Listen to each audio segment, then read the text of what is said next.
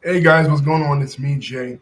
I'm here to do a video on one of my all-time inspirations, the person I consider to be the greatest wrestler of all time, the Macho Man Randy Savage, in his career retrospective.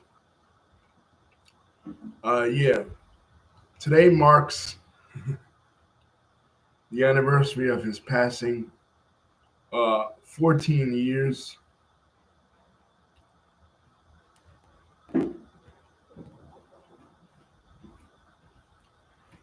since his passing in 2011. It's crazy that it's been that long.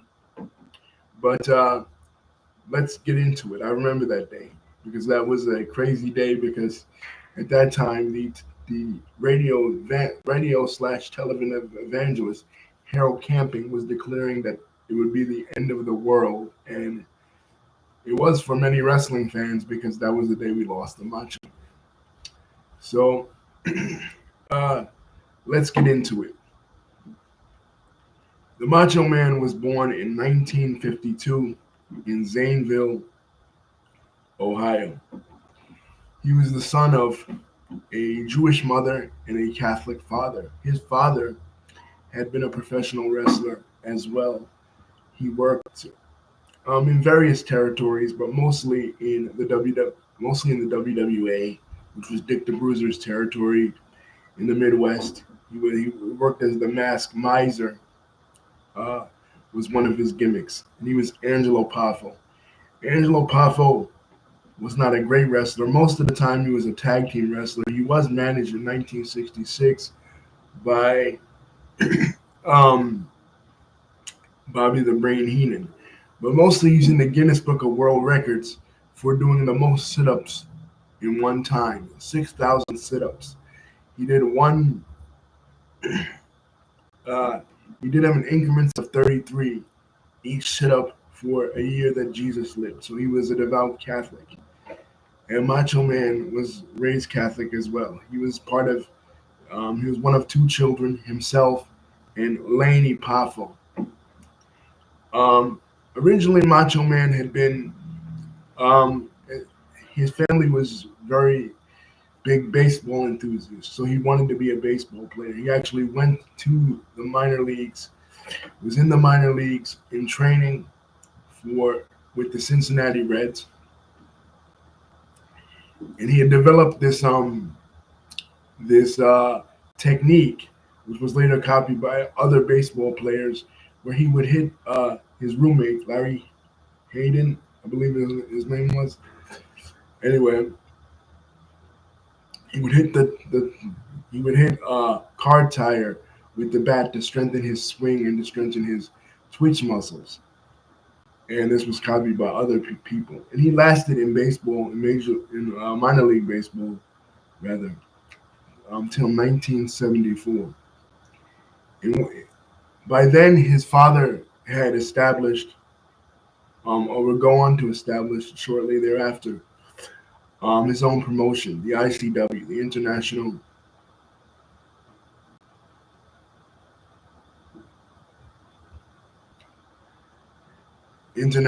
Championship Wrestling, based out of Lexington, Kentucky. But Savage had done a couple of matches before that in Georgia Championship Wrestling, which was where he earned the name Randy Savage. Originally broken as Randy Poffo, obviously, trading on his dad's name, but his through the urging of his trainer, a man named Terry Stevens, and the promoter in Georgia Championship Wrestling at the time, Ole Anderson. Ole Anderson said to him, "You wrestle like a savage." So he decided to change his name to Randy Savage. But he would soon leave Georgia to go work for his father's promotion. His father's promotion was an offshoot of the Continental Wrestling Association, ran by the Fullers. Inevitably, uh, Angelo Poffo would have some issues creatively with Continental and would leave them and start his own, like I said, start his own promotion. But the promotion was an outlaw territory. What it means by an outlaw territory is, like we discussed before, there there was a system in wrestling called the territory system, established in 1948 or codified in 1948 with the establishment of the National Wrestling Alliance. And basically, what this was is each promoter was assigned their own specific territory, and other promoters could not cross those territory boundaries. They want you want like if you were promoting in Memphis, for example, you weren't allowed to promote in anywhere outside of the assigned cities within the Memphis territory. If you did, you were in violation. And this worked perfectly well because there was no cable at the time. Promotions hooked up with local TV affiliates, and they only aired um, that particular promotion's wrestling in those specific areas, right? But sometimes, as in the case with Angelo Poffo, you would have promoters that would try to step on other promoters' toes, and in this case, the promoter that he tried to step on the toes of was Jerry Jarrett. Jerry Jarrett's promotion was based out of Memphis, of course, in Tennessee territory. And after the purchase of Nick Gulas's territory, the Nashville territory, Jerry Jarrett had the entire state of Tennessee on lock, and Kentucky also was included in that. That's how Jim Cornette got into the business. Jim Cornette's from Louisville. Um, the promotion that he would watch when he was in Louisville would be Jerry Jarrett's promotion and Jerry Lawler's promotion. But here, Angelo Poffo is establishing a territory in Lexington, Kentucky, and it was not sanctioned. It was not a member of the NWA. It couldn't be because Jerry Jarrett was the official promoter of the NWA territory in the Tennessee, Kentucky area. But Angelo Poffo didn't care, and Angelo Poffo used dirty tricks. Basically, he would have his wrestlers, and this promotion was established specifically for his sons because, as I said, Randy was getting out of baseball and going into wrestling. So, and Laney was already in wrestling. Laney, believe it or not, Laney was the star um, before Randy. They wanted Laney to go to Los Angeles. They wanted Laney to go, especially Los Angeles. He'd been friends with Roddy Piper, and Roddy Piper was big in the mid 70s in Los Angeles, feuding with the Guerreros, right? Basically causing riots in Los Angeles because of his his racism against his racist angles against Chicanos. So Piper wanted Lanny to come to him with him to Los Angeles and to do basically the same thing. Lanny had known a little bit of Spanish, so he would start to use Spanish in his promos to antagonize the Mexican American population in LA. But Lanny couldn't do it because because he was loyal to his father, and his father at the same time was starting his own promotion, and the promotion was made for them, right? So Angelo would use dirty tricks. Angelo would have Randy and Lanny go on TV and say, Jerry Lawler and Jerry Jarrett, their promotion is fake, right? It was something you really didn't do in wrestling at all. You didn't admit that the business was a work. It was a breach of kayfabe, and it was dirty, you know? It was a way to say, don't watch Jerry Jarrett and Jerry Lawler's promotion. Watch us, the ICW, because we're the real deal.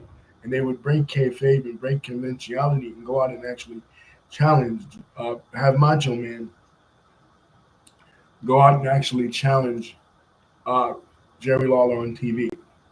And it was during this time that Macho Man developed his persona. Initially, he wasn't not good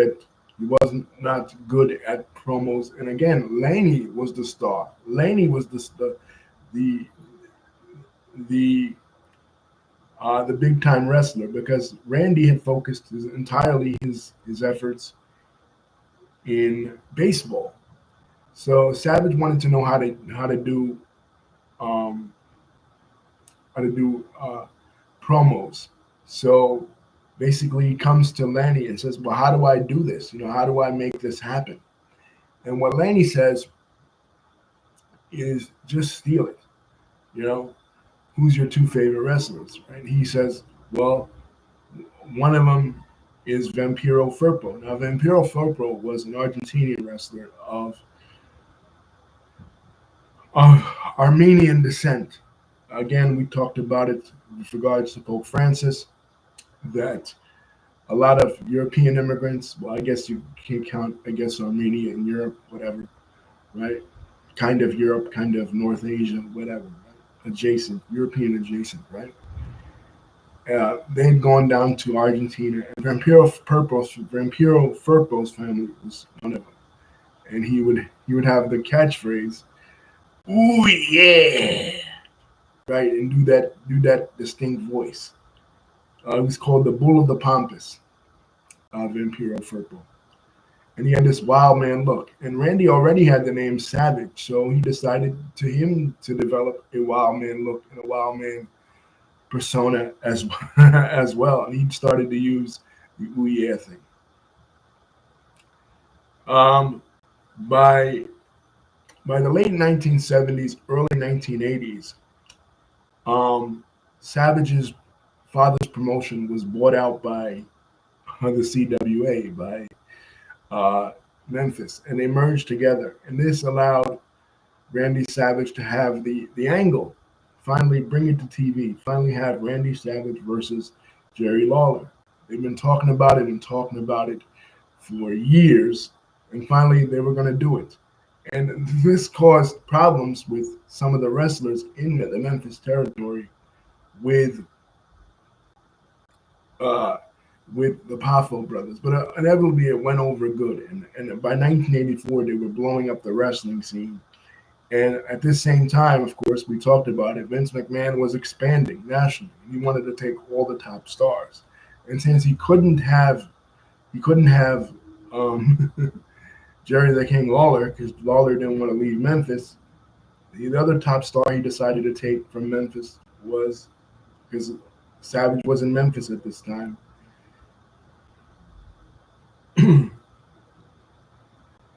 David had what's going on. He says uh, Savage should have won the '92 Royal Rumble. Yeah, I agree, David.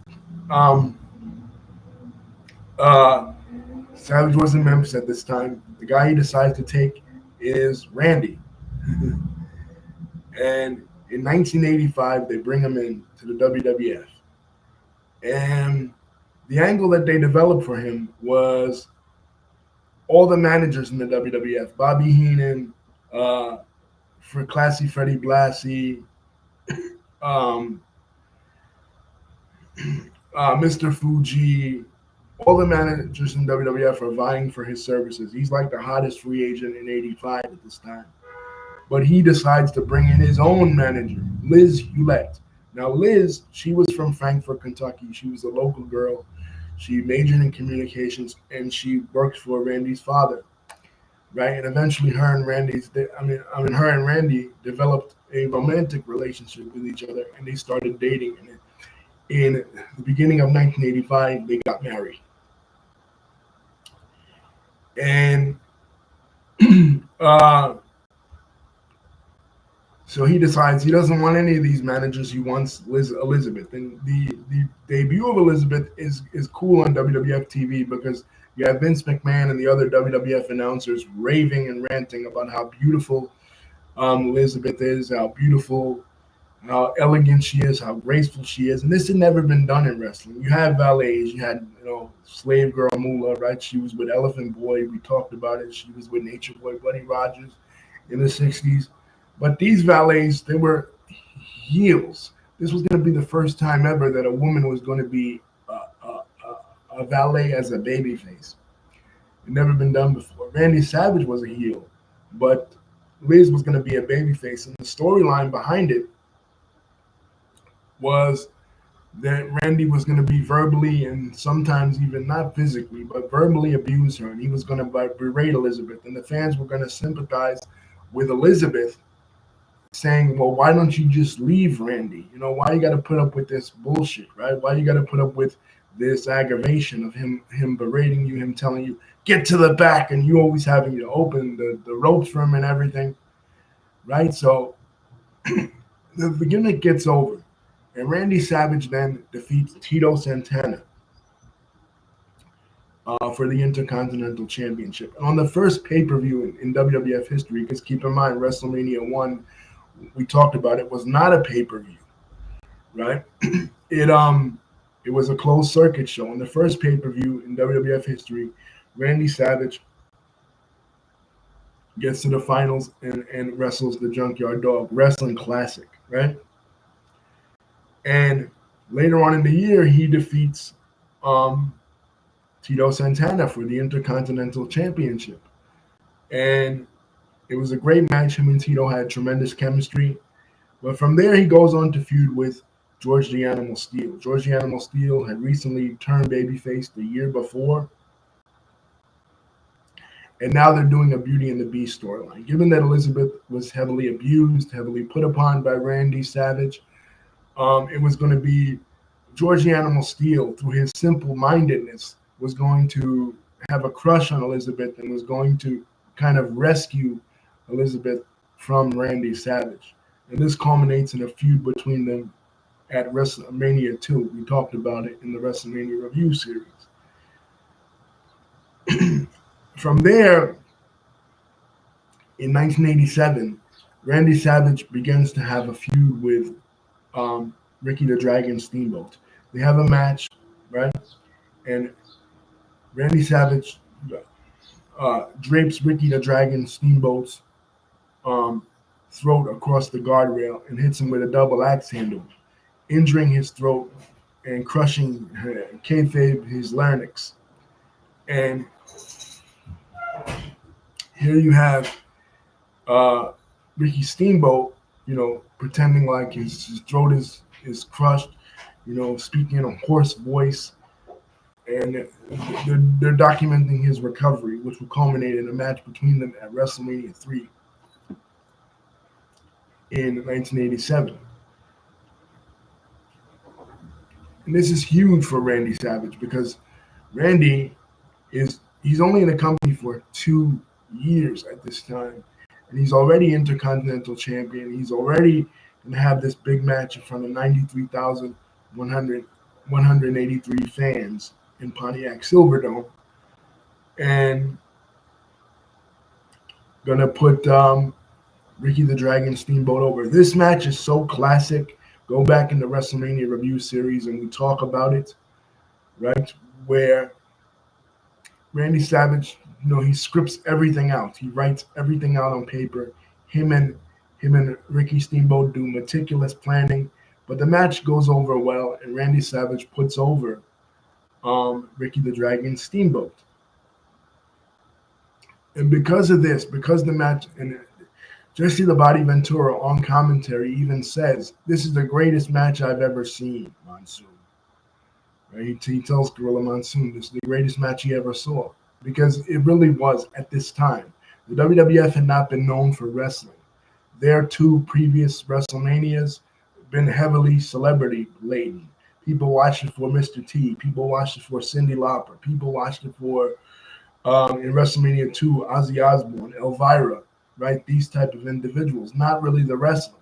The first 2 WrestleManias didn't have spectacular matches. The closest WrestleMania 2 had was Brutus Beefcake and Greg Valentine against the Bulldogs. They didn't have much in the way of classic wrestling. But this match at WrestleMania 3 broke the mold. So now they decide they've taken the belt off Ricky Steamboat because he wanted to spend more time with his family because he just had his son Richie. And they've taken off the belt off him and put it on the Honky Tonk Man. Now, they want to take it off the Honky Tonk Man and put it back on Randy Savage. But Honky Tonk Man doesn't want to drop the belt to Randy Savage on Saturday night's main event. So they come up with the idea, well, what about if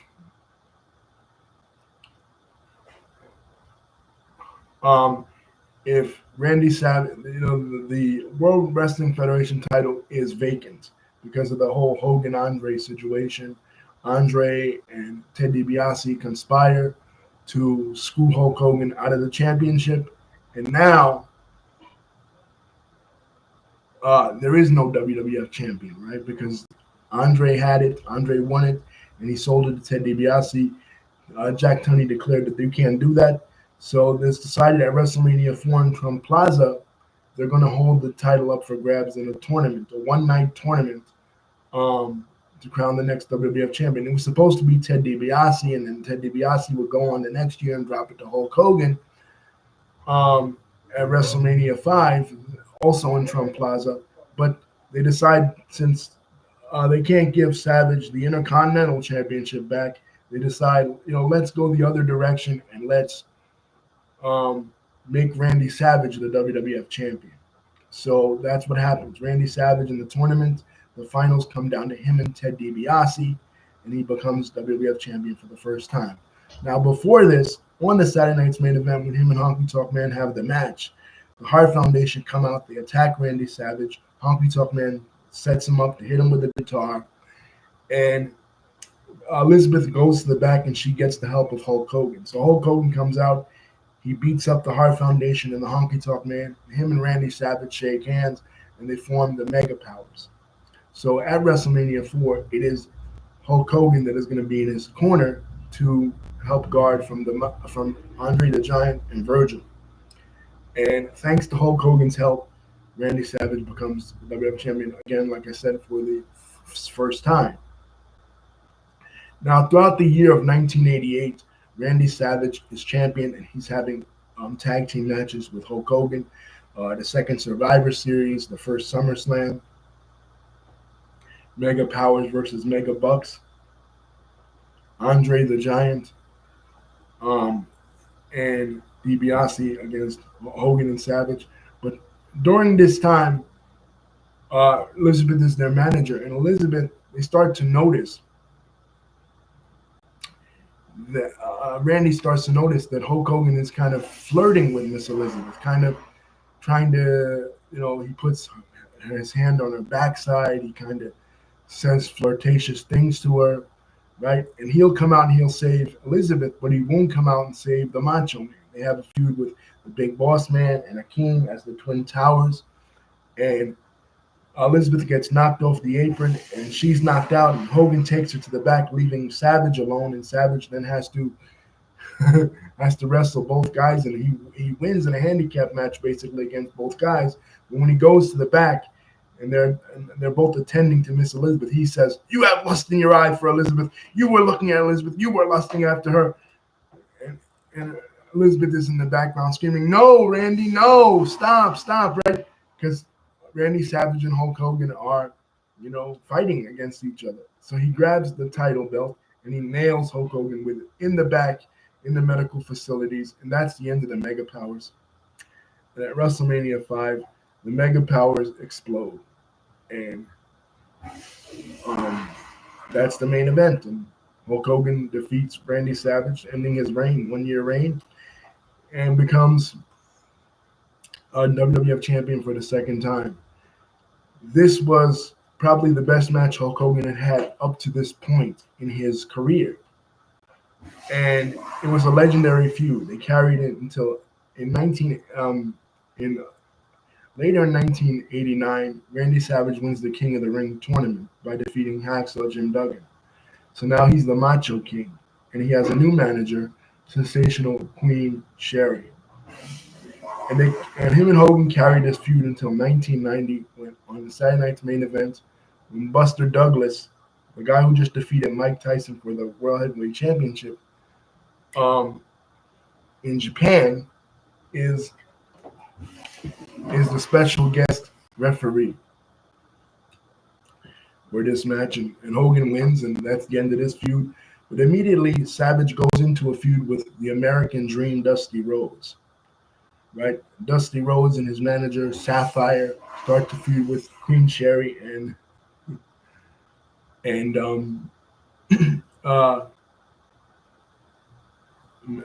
Queen Sherry and Macho Man, because the feud with Hogan is over. The second SummerSlam, Savage brings in Zeus. He teams with Zeus, and they go against Hulk Hogan and Brutus Beefcake. So after 1990, the feud with them is over, and he goes into the feud with Dusty Rhodes.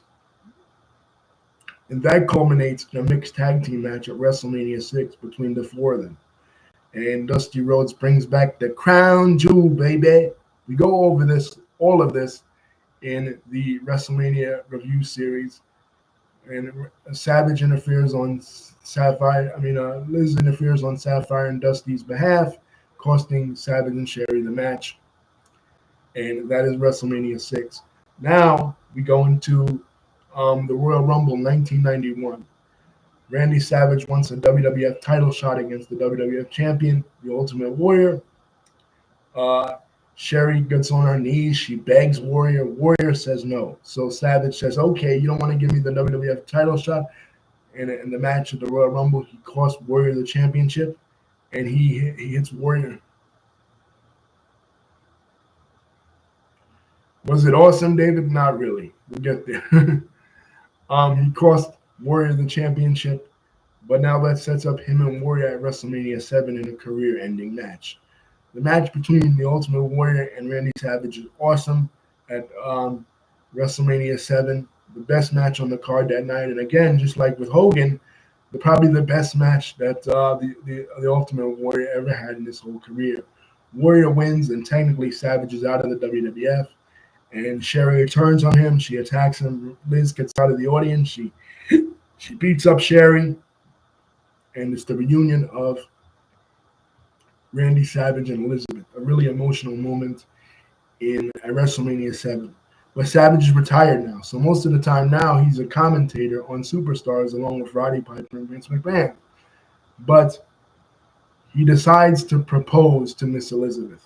So he gets on his knees, says, Elizabeth, will you marry me? And she goes, ooh, yeah, right? His catchphrase. And so it's set up at SummerSlam 1991, the match made in heaven and the match made in hell, a handicap match, Hogan and the Warrior against the Triangle of Terror, and Randy Savage and Elizabeth's wedding. This was my birthday, August 26, 1991, right? This was my 6th birthday in MSG. And I remember it clear as day.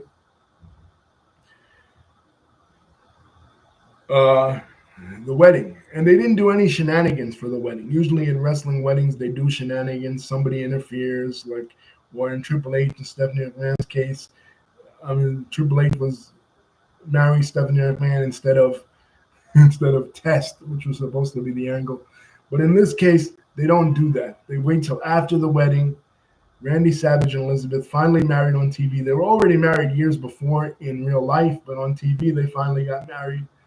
And at the reception, The Undertaker and Jake the Snake Roberts sneak a snake in and into one of the gift boxes, and they scare Elizabeth. So that sets up the feud between Randy Savage and Jake the Snake Roberts. But Randy Savage is no longer in the WWF, right? His career is over. But fans do a letter writing campaign to reinstate the Macho Man so he could get revenge on Jake the Snake Roberts, because Jake and The Undertaker are doing dastardly things to Miss Elizabeth. On one episode, Elizabeth even gets slapped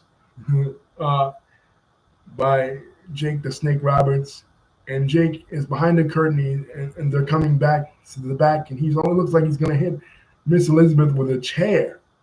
Right? And then he brings out a cobra, and that cobra bites Randy Savage on an episode of Superstars.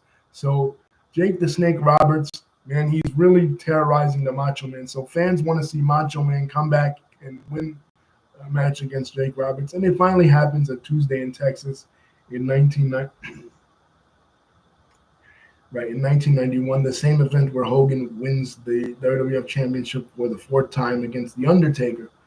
Right, so now Randy Savage is back, and right after the feud with Jake Roberts, he goes into yet another feud with Ric Flair. And like David brought up, the WWF title is once again vacant because Hulk Hogan cheated to win against The Undertaker. So Jack Tunney again steps in and says Hogan's win is null and void. They're going to hold the WWF Championship up at the Royal Rumble, and the winner of the Royal Rumble will become the WWF Champion. And like David said, it should have been Randy Savage because that would have been a perfect bookend to the same thing that happened 4 years before at WrestleMania 4 when the title was held up before and he won it. But that didn't happen. Ric Flair won it. Randy Savage was like one of the final four in that 1992 Royal Rumble. And again, this is the greatest Royal Rumble of all time, in my opinion. But Ric Flair wins it. And it was supposed to be Ric Flair versus Hulk Hogan at WrestleMania 8 in Indianapolis. But that unfortunately that doesn't happen because Vince goes another direction, puts Hogan with Sid, and puts Randy Savage with Ric Flair. And the storyline behind this is that Ric Flair and his executive consultant, Mr. Perfect, are talking about they have nude photos of Elizabeth, right? That before Elizabeth was with Randy Savage, she was with Ric Flair, right? And Ric Flair is flirting with her. Ric Flair is trying to get her to cheat on Randy Savage and go with him. And Ric Flair's talking about these photos. And of course, this is enraging the Macho Man because in real life and in kayfabe, the Macho Man was very overprotective of Elizabeth, very jealous of Elizabeth. Yeah, horrible jealousy streak. So just like the feud with Hogan, with Ric Flair, Elizabeth becomes very important in the storylines. And Elizabeth even comes out to help Randy Savage at the match between himself and Ric Flair at WrestleMania 8. And Flair, all bloodied up, he kisses her on the lips, right? And she slaps him. But the match ends with Randy Savage winning the WWF Championship for the second time, and going on to have a pretty good reign. At SummerSlam 1992 in Wembley Stadium, he has a rematch with the Ultimate Warrior, but inevitably he loses thanks to interference from Razor Ramon to Ric Flair. And Flair now is feuding with the Ultimate Warrior. So Randy Savage and the Ultimate Warrior, they go from fighting each other to teaming up with each other as the Ultimate Maniacs at Survivor Series 1992. And the promos to this are crazy. No food, no sleep, just maniacism. It's the Ultimate Warrior and Randy Savage, two crazy guys with crazy promo styles, and I'm loving it because both of these guys are my number one and number two favorite wrestlers, at this time. But unfortunately, and Ric Flair is a pretty cool wrestler, and so is Razor Ramon. This was like my dream main event, right? At Survivor Series 1992. And but unfortunately that doesn't happen. Ultimate Warrior gets busted for steroids and he's fired by the WWF. So Randy Savage needs a new tag team partner. And on an episode of Primetime, he says, my new tag team partner is going to be Mr. Perfect. And people are like, what do you mean, Mr. Perfect? Like, he's with Bobby Heenan and he's with Ric Flair. He's not going to team with you, to go against Razor Ramon and Ric Flair. But Randy Savage keeps prodding him and prodding. He says, are you not a man, Mr. Perfect? Are you a lackey? Are you a suck-up to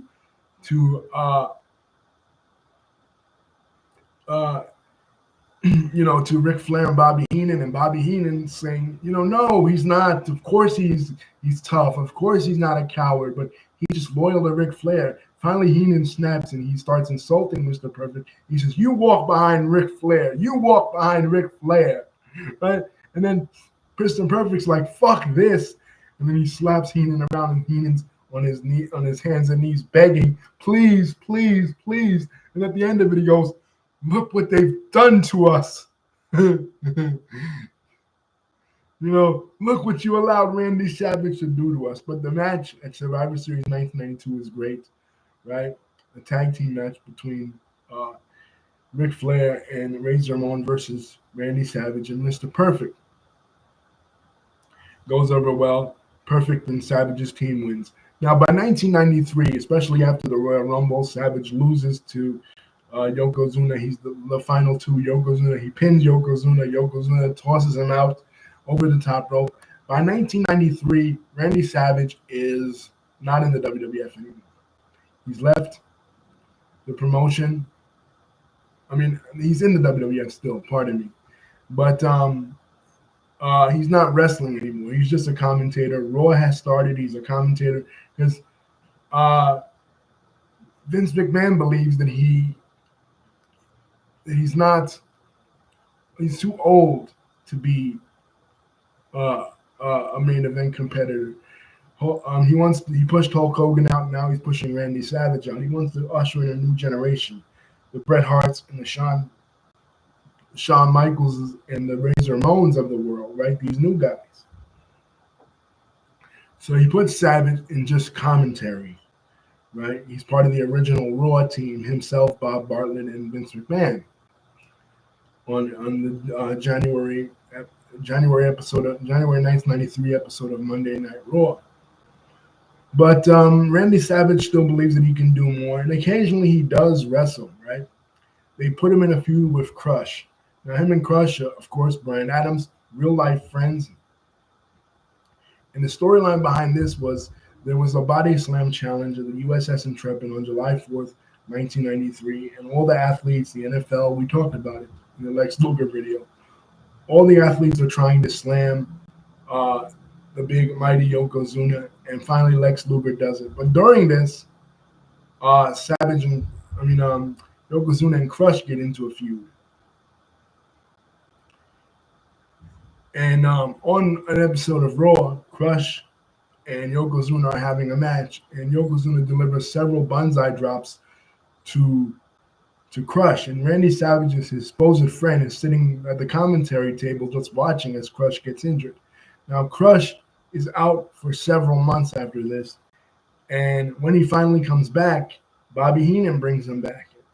And he comes out with Mr. Fuji, and he's influenced by Mr. Fuji and Bobby Heenan. He has a whole new look. Randy Savage and Crush have a summit, and Randy Savage is like, look, man, don't listen to these two guys. You know, they're trying to turn me against you. Right? Right? And he's like, no, brother, I was laid up in the hospital and you did nothing for me. Right? So finally, Crush looks like he's going to reconcile with Macho Man. He turns on Macho Man. He gorilla press slams him across the guardrail, injures Macho Man's mouth. And Randy Savage does come back in Survivor Series 93 to be on Razor Ramon's team as his mystery partner. And he comes back to interfere in Crush's match, where Crush is on the Foreign Fanatics team at the main event. So they're setting up Savage and Crush for WrestleMania 10. And finally, they have a Falls Count Anywhere match at WrestleMania 10, in which Macho Man wins. I said in the WrestleMania review series that this was the worst Macho Man match in the history of WrestleMania. Macho Man, he wanted to work with Shawn Michaels. He wanted to do a program with Shawn Michaels where he basically, Shawn Michaels calls him old, insults him, brings him out of retirement, and he, at WrestleMania 11 or whatever, he would have a match with Shawn Michaels. But Vince McMahon says, no, this is not for you, Randy. You know, you're too old. He basically insults the Macho Man. So Macho Man says, you know what, fuck it. You know, I'm doing nothing. He stays until November. But and he's the actual MC and host of SummerSlam 1994. But he decides, you know what, I'm leaving. And he leaves WWF to go to WCW in 1994. And he takes the Slim Jim endorsement with him. And that's a huge chunk of change for the WWF and Vince McMahon. So Vince gets pissed at that in an episode of Raw. Of course, he's Vince McMahon's commentary partner most of 93 and 94. Like after Bobby Heenan and Bob Bartlett leave, it's just him and Randy Savage and Vince McMahon at commentary. And Vince McMahon does something that he never did ever before when any other star left, including Hulk Hogan. He basically says, you know, I wish the Macho Man well. in his future endeavors, but signaling to people that Macho Man has now left the WWF to go to WCW. So Macho Man shows up on an episode of WCW Saturday Night. He says Hulk Hogan's the WWF champion. He had come in that July and beat Ric Flair at Bash the Beach '94, and he's the WCW champion, right? So Randy Savage goes in and says, I'm going to do one of two things. I'm going to either slap Hulk Hogan in the face at Starrcade, because Hogan has a match against Brutus Beefcake, the Butcher, at Starrcade coming up in Nashville. He says, I'm going to either slap him in the face or shake his hand. Now, Hogan and Savage, of course, they have beef, all throughout 89 and early part of 90 in the WWF TV, but in real life, they had beef because in 1993, Randy Savage and Miss Elizabeth got a divorce in real life. And Randy Savage blamed Hulk Hogan for that because Elizabeth was staying with Hulk and Linda Hogan at their beach house in Tampa during the time when she decided to get a divorce from Randy. So there are rumors surrounding Hogan's appearance at WrestleMania 9 that Randy Savage actually punched Hulk Hogan in the eye and injured him because Hogan comes out with a big black eye for his tag team match where he's teaming with Brutus Beefcake against Money Incorporated at WrestleMania 9. So there are rumors about that. So rumors are swirling. So now it's like, what is he going to do? Is he going to help the Butcher and he's going to become the next face of fear along with Kevin Sullivan and Avalanche, or is he going to help Hulk Hogan? Well, the match is over. Hogan wins. He retains the WCW Championship, and Savage comes out and he helps Hulk Hogan. And that leads to a tag team match, then a handicap tag team match, 2 against 3, them against the Faces of Fear at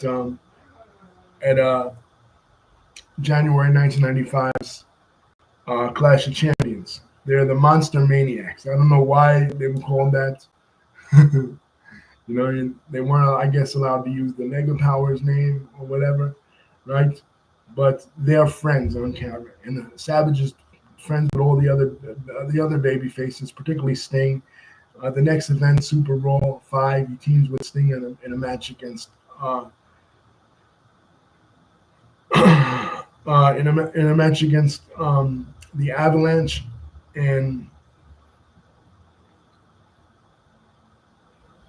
the Faces of Fear, right? And Sting and Randy Savage, they were a pretty good team. I don't know why they didn't really team them up a lot more in WCW. But most of Savage's run in WCW in the early part of 1995 was not good. You know what I mean? David's bringing up this, and David's making allusions to this. And I agree with David. In the beginning, it sucked. It was horrible. All he was really doing was coming out and helping Hulk Hogan, helping the Renegade, helping Sting, helping, just being a helping hand against Kevin Sullivan, Avalanche, and Earthquake. It's not until November when things really start to pick up. In October of 1995, Hulk Hogan has a match against the Giant. The Giant has just debuted. He's supposedly, kayfabe-wise, he's the son of Andre the Giant. He's been attacking Hulk Hogan. He broke his neck at the Fall Brawl. Savage was in the Fall Brawl match against the Dungeon of Doom, which is Kevin Sullivan's new faction. After the Faces of Fear break up in May, he gets a new faction, the Dungeon of Doom. All of Hogan's old rivals in WWF. Kamala comes back. Meng, who was Haku in WWF, he joins. The Butcher, he becomes the man with no name when he feuds with Kevin Sullivan, but now he's the Zodiac, right? Brutus Beefcake. All these old WWF guys are now in the Dungeon of Doom, and one of them is the Giant. The Giant comes out after that War Games match, breaks Hogan's neck. Now, but for Randy Savage, he's starting to feud with Lex Luger because the tag team partner at the War Games match in '95 was supposed to be Vader. Vader gets into an altercation with Paul Orndorff. He's fired from WCW. So Luger comes back. Luger returns to WCW, but all the baby faces, Sting and Sting, of course, trusts Luger because they go way back, even though they were feuding before Luger left in '92. But they go way back. They're friends in real life, and they were tag team partners on WCW TV before. But Hogan and Savage don't trust Luger, especially Savage. They say that Luger has his own agenda. So they set up a match at Halloween Havoc '95 where Luger will have a match against against Ming, and Randy Savage will have a match supposed to be against Kamala, but Kamala has contract disputes with WCW, so it's against the Zodiac. And when these two guys win, um, they'll have a match against each other, and that's what inevitably happens. And really, storyline wise, Randy Savage is proven right. Luger does turn on the baby faces, both he and Jimmy Hart, and they joined the they joined the Dungeon of Doom, costing Hulk Hogan the championship. Now, what Hogan doesn't know is that Jimmy Hart put a stipulation in that if Hogan loses, he also loses the WCW championship to the Giant. So Hogan does lose, and now he's no longer the WCW champion, but the title is held up for grabs. And the first three-ring battle royal in the history of WCW, World War III. And just like the 1989 Royal Rumble, but a reverse. In the 1989 Royal Rumble, Hogan eliminates Randy Savage, and that kind of kicks off the Mega Powers feud, in addition to that Saturday Night's Main Event thing. But in this one, Savage eliminates Hogan, and Savage wins his first WCW championship in November of 1995. So after a year of being with the company, he's the WCW champion, right? So after that, he has again another feud with Ric Flair, because Ric Flair, Lex Luger, and Sting have a triple threat match, and the winner of that triple threat match will go on to face Randy Savage at later on that night at Starrcade 1995, and Ric Flair wins, and Ric Flair defeats Randy Savage with the help of Arn Anderson. So now Ric Flair is the champion. But Ric Flair's title reign doesn't last long. At Clash of the Champions in January of '96, with help from Hulk Hogan and Miss Elizabeth, because now they're the Mega Powers again. Hulk Hogan has brought back Miss Elizabeth to WCW. Right? Miss Elizabeth and Randy Savage are reunited. Randy Savage wins the WCW title again for the second time. But it won't last long again with Randy Savage, because by Super Bowl VI, there's a double cage match main event, Hogan versus the Giant in a cage, and Randy Savage versus Ric Flair in a cage. Ric Flair takes Miss Elizabeth's shoe, and he nails Randy Savage with it, and Miss Elizabeth has turned heel. She's joined the Four Horsemen, just like Woman. Randy Savage and Hulk Hogan brought Woman back to WCW as a secret weapon against Ric Flair and the Horsemen, because she used to be a Horseman in '91, but she turns on Hogan and Savage. Now Liz has turned on Hogan and Savage, and Liz is a heel with with Ric Flair, and they do the storyline where now Liz is in every Nitro. Liz and the Horsemen and Ric Flair and Arn Anderson, they're coming out with elaborate dinners. They're coming out with elaborate feasts, spending Macho Man's alimony money on Ric Flair and the Horsemen. She is, right, and she's cutting promos saying, I'm taking all your money, Randy. I'm taking all your money. And what can you do about it, Randy? Well, this feud actually attracts a lot of attention to WCW between Randy Savage and Ric Flair. They start having their first sellouts, and this is the pre-NWO era. And this feud carries on until July of 1996, right, when everything changes, when the NWO comes in. They start passing things, the WCW Championship Committee starts passing rulings that Randy Savage can't even get in the building, that he's blocked from the building because of how crazy he is. At Slamboree 1996, they're Randy Savage and Ric Flair are tag team partners in the Battle Royal tournament. Randy Savage doesn't care about it. He's crazy. He cost them the match. But this feud actually goes back even further than this to Slamboree 1995, where Hulk Hogan and Randy Savage are teaming up against Ric Flair and Arn Anderson. And Randy Savage's father, who was inducted into the WCW Hall of Fame in '95, was beaten up and put in a figure four leg lock by Ric Flair. And Ric Flair and Randy Savage had a match at Great American Bash '95, and then finally a lumberjack match at Bash at the Beach '95. So the feud goes all the way back to '95, but it extended into '96, and this was making a lot of money. But again, May 27th, 1996, Scott Hall, who was formerly Razor Ramon, jumps the barricade and he appears. He says, "You know who I am, but you don't know why I'm here." And he and Kevin Nash proceed to wreak havoc on the whole WCW, baby faces and heels. Randy Savage is a heel at this time.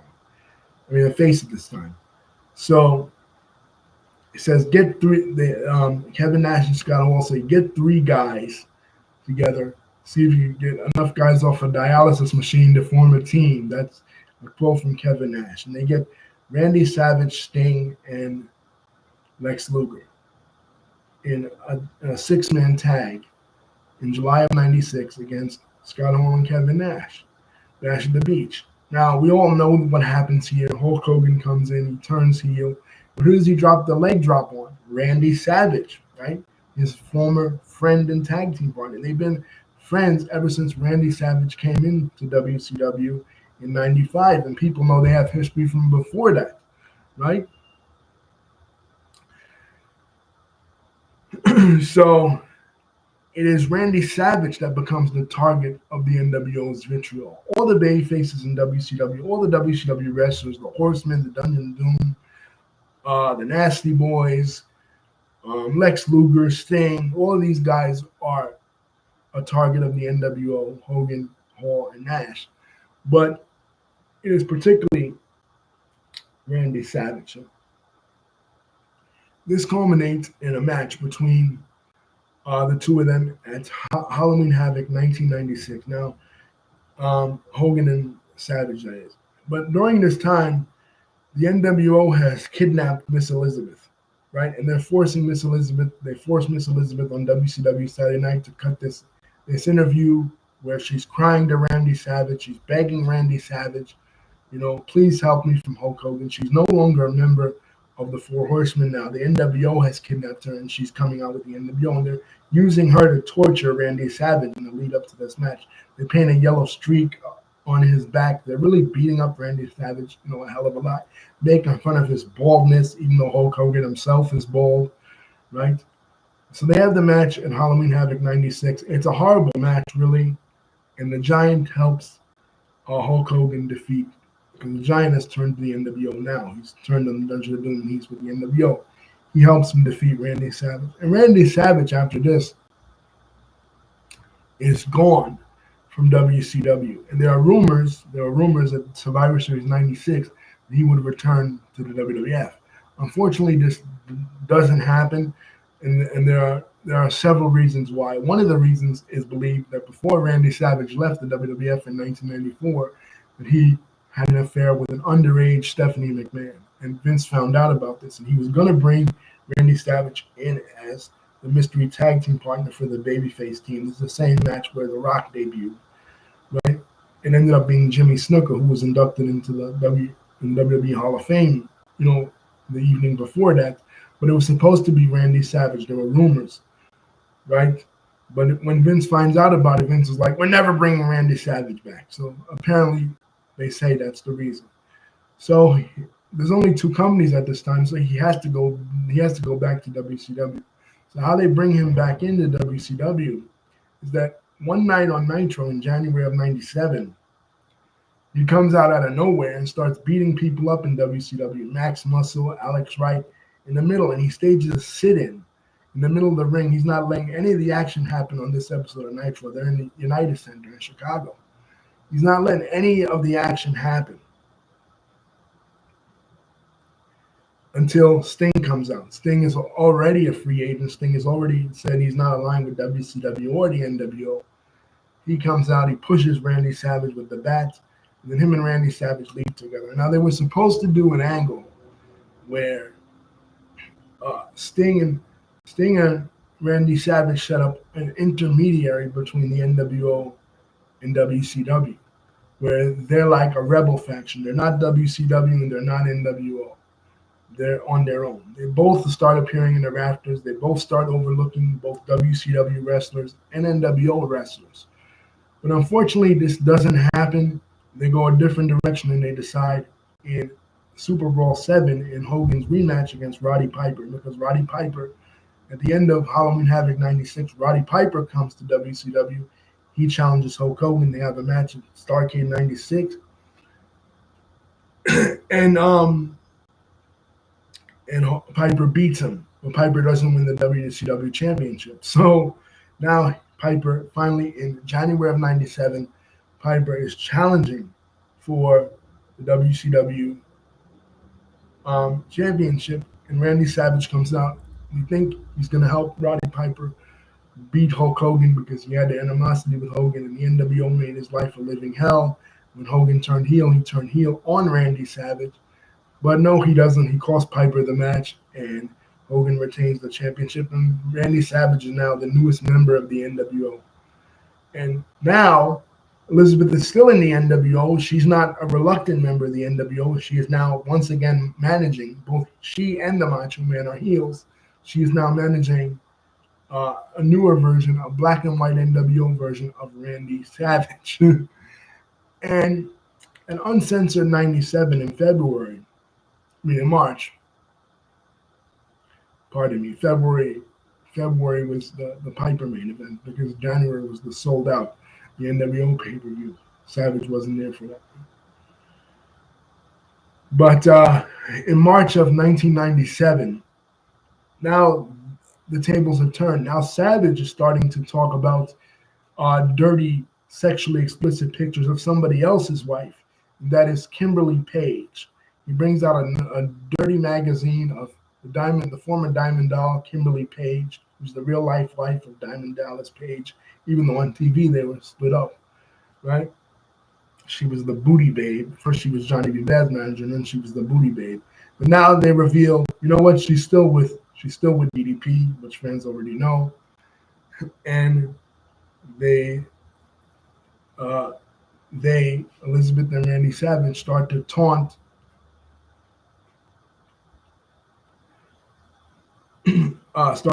DDP, and this leads to a feud with DDP and the Macho Man, right? Which throughout 97, they basically have the feud of the year in 97. This was a year when you had Stone Cold Steve Austin and Bret Hart. On the other channel, you had Sting versus Hogan, which that really wasn't a feud because they weren't really doing much of anything. But Macho Man and DDP, have the feud of the year, especially Spring Stampede 97. Man, what a match. Randy Savage decides, you know what, I'm going to put over you in the middle of the ring with the diamond cutter. It was a big push to DDP. And every time you hear DDP talk, he credits several people. He credits Jake the Snake Roberts, who helped him out in his early career when Jake was in WCW in 92. He credits Dusty Rhodes for helping him and guiding him. Right? He credits Scott Hall and Kevin Nash for giving that initial push and that feud in the early part of 97 against the NWO, putting him over in Louisiana with the two diamond cutters. And he credits Randy Savage. And Randy Savage did. He puts him over in the middle of the ring with the diamond cutter, and this was a huge plus to DDP. A year later, DDP would be wrestling against Hulk Hogan, Ric Flair, and Sting in a triple threat match with Macho Man as the referee at Spring Stampede. 2 years later, Spring Stampede 1999, and winning his first WCW championship. So DDP is well on his way to becoming a main eventer because of the feud he had with Randy Savage. So that is 1997. And then in 1998, um, Randy Savage starts to have problems with other members of the NWO, Kevin Nash, and particularly Hulk Hogan, because he has a match sold out 98 with Luger, and the other members of the NWO don't come out to help him, right? So Hogan is saying, now you're out of line. You work for me. You work for the NWO. But he's starting to team with the babyface. He's starting to team with Lex Luger, with Sting, and it's like, but he's still in the NWO. He's still in the NWO. So eventually, this leads to a match, a cage match between himself and Hulk Hogan at Uncensored 1998. Right, and again, the match with and Sting comes out. Sting, who's the WCW champion, comes out to help him, but Savage attacks Sting. So Savage is still a heel. He's still NWO, but he just doesn't like taking orders from Hulk Hogan and Eric Bischoff. Now, the seeds of this were planted in '97, right after Spring Stampede, where there was seen to be distinction among the ranks of the NWO. But eventually, what this leads to is Randy Savage and eventually Kevin Nash. Kevin Nash and Hulk Hogan have a tag team match uh,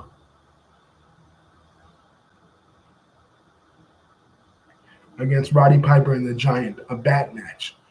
And Hulk Hogan, he hits Roddy Piper with the bat, he hits the Giant with the bat, but he also hits Nash with the bat.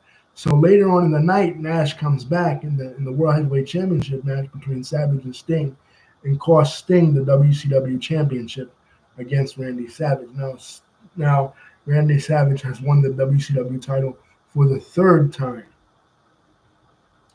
Unfortunately, though, the night after, Hulk Hogan defeats Randy Savage for for the WCW Championship. So once again, proving he's the only NWO member that could be the WCW champion, he being Hogan.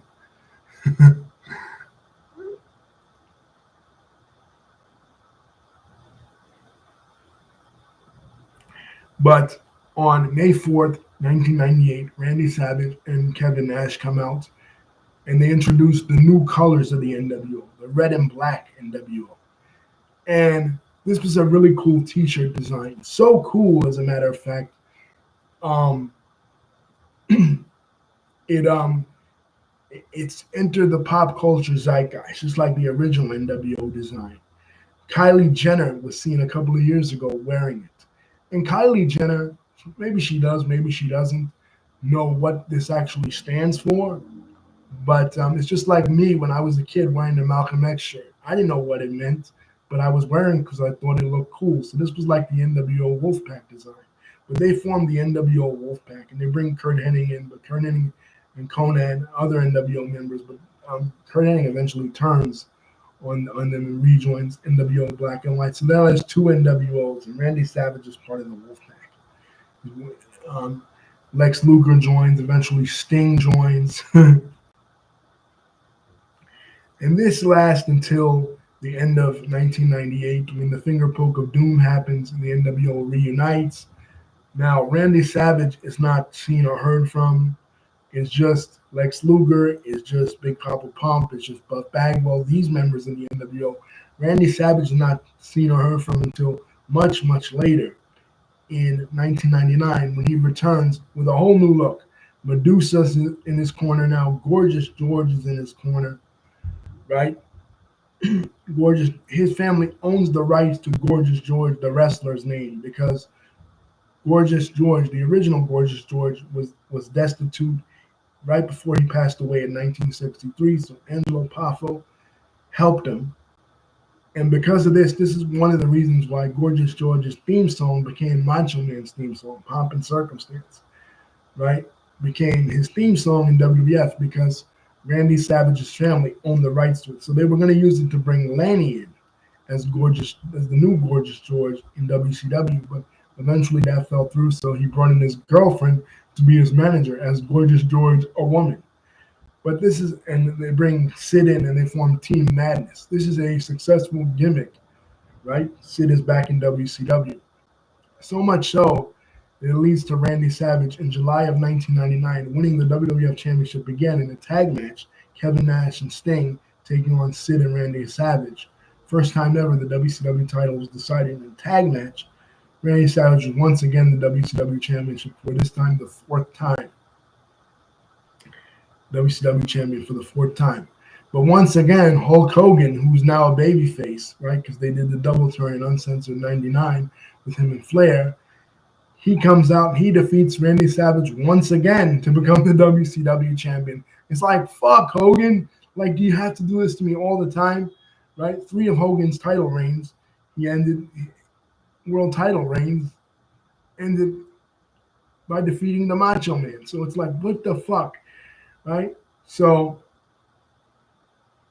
that lasts for a couple of months until that is disintegrated. After that, Randy Savage really doesn't appear on WCW TV at all until they do the feud with the Millionaires Club and the New Blood. What basically is Eric Bischoff and Vince Russo. Vince Russo has come into WCW in 2000, and they basically create a storyline where the young WCW stars are going against the old established WCW stars. They're leading.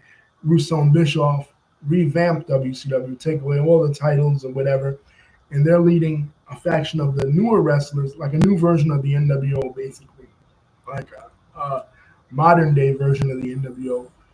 The newer wrestlers like Billy Kidman, Chris Candido, Shane Douglas, all these newer wrestlers against the Millionaires Club, the old established stars like Roddy Piper, Kevin Nash, Hulk Hogan, and of course Randy Savage. One episode of WCW Thunder, Randy Savage comes out. He aligns himself with the Millionaires Club, but nothing ever becomes of this because the normal Millionaires Club shit, it goes kaput. It leads to a couple of good matches, but inevitably it leads to a failed heel turn by Goldberg. A go nowhere feud between Billy Kidman and Hulk Hogan. Yes, Billy Kidman and Hulk Hogan feuded with each other in the year 2000.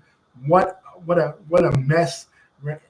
Eric Bischoff, now with a head full of gray hair, turns on Hulk Hogan and allows him to lose a match to Billy Kidman. This is a mess, man. But Randy Savage is never heard from again in the world of professional wrestling until 2004, when Kevin Nash, Scott Hall, and Jeff Jarrett in a 6-man take on himself, Jeff Hardy, and AJ Styles in TNA. TNA was founded in the ashes of WCW because Vince McMahon purchased WCW, but he didn't want to do business with Jeff Jarrett. So Jeff Jarrett and his dad then go to Tennessee, right? And they found a new promotion. They found TNA wrestling in opposition to WWE. And they bring in Randy Savage. Now, he doesn't sign a contract with TNA, but he just a handshake deal. So, and on this, Randy Savage wrestles his last match, his very last match in professional wrestling.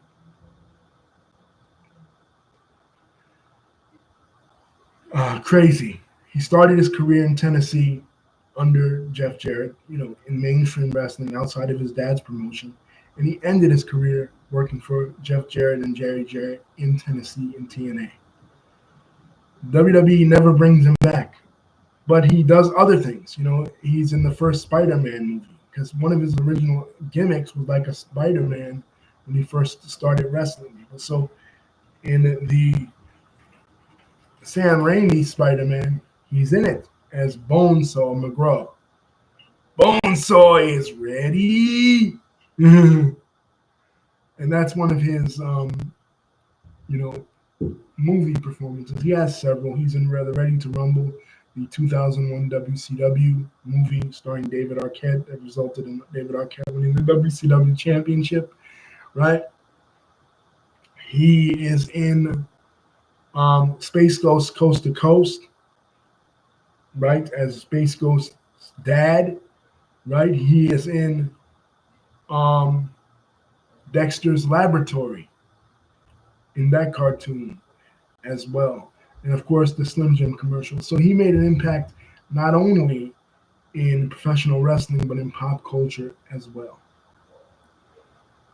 Um, and then unfortunately, in May 20th, 2011, after years and years of being gone, he last wrestled his last match in 2004. Years and years of being gone from the world of wrestling.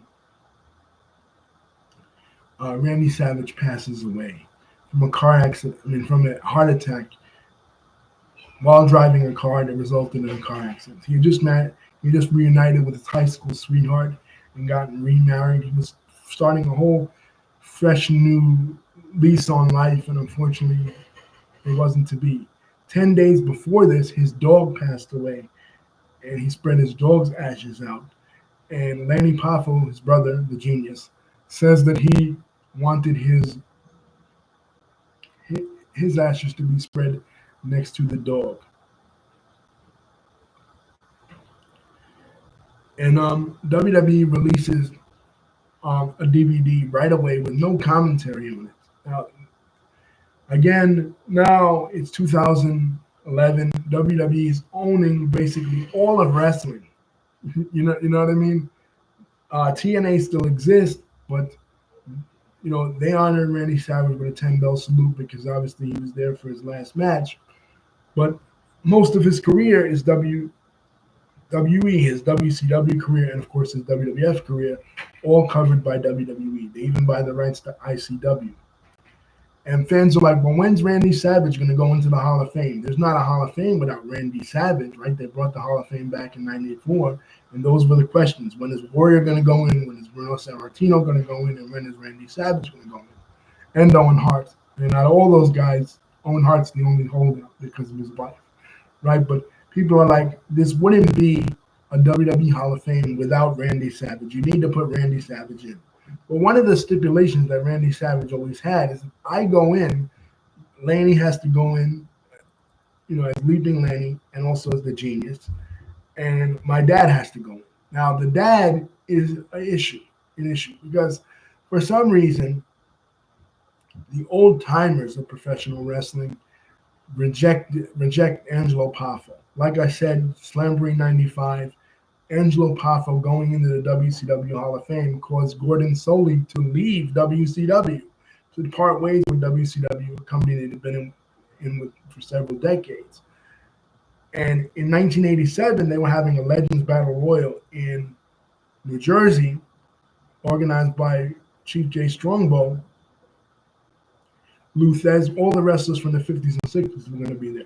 So Randy Savage is thinking, okay, my dad's going to be there, right? But Chief Jay and Vince McMahon say, no, Angelo's not going to be there. So Randy Savage says, fuck it, that's the end of my loyalty to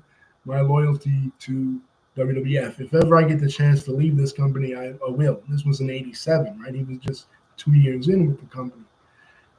And he's like, I played the role of Martin Luther King. I should have played the role of Malcolm X. I ain't going to give a fuck. I'm only going to look out for number one now, right? So he keeps that in mind. So again, they don't want to induct Angelo Poffo for some reason. The old timers of professional wrestling have a huge deal with Angelo Poffo. And I think it was because he ran the Outlaw promotion against the NWA establishment. But I don't know why Vince McMahon would care about that. He was against the NWA establishment too. He ran against them. He ran the WWF against them. So I don't know why he would care about that. But for some reason, the old timers in wrestling did not like the idea of inducting Angelo Poffo into any Hall of Fame. I don't know why. So they're like, no, we're not inducting the whole Poffo family, just Randy Savage. So from 2011 to 2015, they hold out. They don't induct Randy Savage. But finally, Lanny gives in, and Lanny says, you're cheating the fans if you don't induct the Macho Man. They matter more than us. We don't matter as much as they do. They're the most important thing in professional wrestling. They make the wrestler. The fans make the wrestler. The wrestler doesn't make the fans. He tells his mom this, right? That Randy would have wanted the whole Poffo family to be inducted, but WWE doesn't agree to it. So finally, Lanny agrees to it, and Randy Savage does go in the Hall of Fame. in 2015, and then they re-release another DVD retrospective, where this time they do have commentary. This time they do have a lot of footage. They praise the Macho Man on this one. You know, they did a small tribute to him when he passed away in 2011, and CM Punk did a tribute to him that night on Raw with Coldplay in the background. But I don't know, for some reason, Randy Savage was really disrespected by WWE. I don't know if the Stephanie McMahon rumors are true. Maybe they are, maybe they aren't. Gorgeous George tells a story that Randy Savage wanted to have a threesome with her and her sister, uh, um, who was underage. So maybe Randy did like underage girls. I don't know. But that didn't affect the way I looked at him. I felt like he was the greatest, one of the greatest wrestlers that ever lived. The Ultimate Warrior, who had a YouTube channel at that time, did a heartfelt tribute to him. Ultimate Warrior's YouTube channel, when he was alive, was one of the most entertaining things ever, because not only did he do a tribute to Randy Savage, which was a really touching tribute on his YouTube, but he also attacked Hulk Hogan and he attacked Kevin Nash. He used it as a soapbox to speak against those in the wrestling industry that he disagreed with, particularly Hulk Hogan and Kevin Nash, right? But Lanny Poffo's tribute to his brother was touching, very touching, before his own passing in 2023. He said that Randy, he always stuck up for Randy because, like, people would say shit about Randy. Like, the first episode of Dark Side of the Ring was about the implosion of the Mega Powers. They would say shit like Randy was super jealous. He would lock Liz in the closet with just TV dinners. And Lanny would say that that wasn't true. But later, Evan Husney would say, one of the producers of Dark Side of the Ring would say that in private, Lanny did say that, everything they say about Randy was true. So basically, he kayfabed him in the Dark Side of the Ring interview. Lanny did. Yeah, I guess he was just trying to protect his brother. And in private, Lanny had a conversation with Randy Savage saying, you were the better son than me. You sent mom and dad to Israel. You sent them to all over Europe. You sent them all around the world. You supported them in their old age before dad's passing. And Randy goes, no, you were the better son because I could not get dad that battle royal. So the battle royal thing really stuck in Randy Savage's craw for some reason. I don't know. But like I said, he was the greatest wrestler, my favorite wrestler, my first favorite wrestler. I loved his voice. I loved his song. Every time I graduated and I would hear Pomp and Circumstance, to me, Pomp and Circumstance was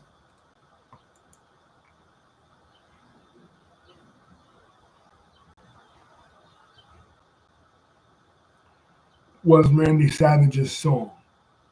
To me, I know, I know that it existed before that. I know it has always existed, kind of as a graduation uh, type song. But to me, it was always Randy Savage. Uh, it always represented Randy Savage's theme song to me, in my opinion.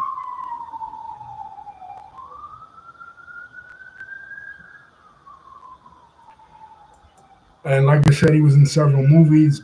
His last movie was in 2008 as a character in Bolt, the John Travolta Pixar movie Bolt. And he had a rap career.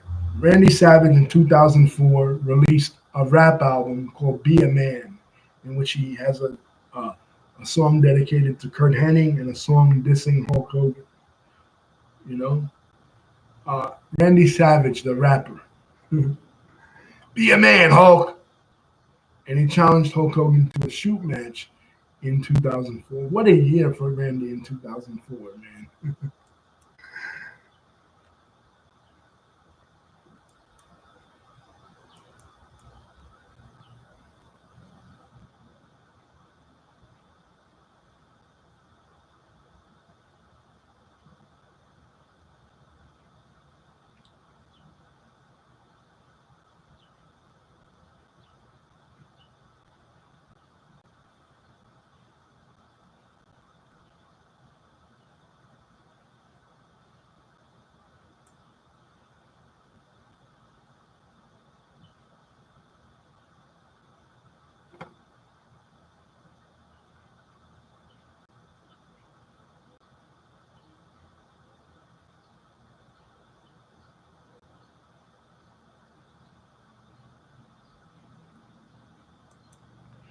Like I said, he was in baseball initially. Some people have his card originally when he was signed out of college by the St. Louis Cardinals, and his Cincinnati Red Farm Team baseball card. I would love to get my hands on that, but unfortunately, that'd be cool. His rookie baseball card.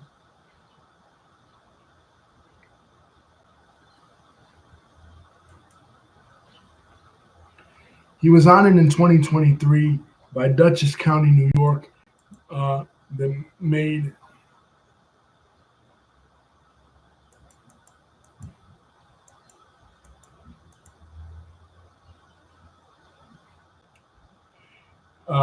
July 6th Macho Man Randy Savage Day. And on September 26, 2023, Zanesville, Ohio, uh, his own hometown, the town of his birth, was renamed. The overpass was named the Y Bridge in his honor. So Randy Savage is prolific. And he had mainstream appeal because of his rap career, because of his movie career, because of his cartoon career, because of his involvement with the Special Olympics, which he took great pride in. One of the most um, requested athletes for the Special Olympics. He was just a great guy overall. I love the Macho Man. Peace, rest in peace to the Macho Man, honoring his legacy in life and in professional wrestling. Peace.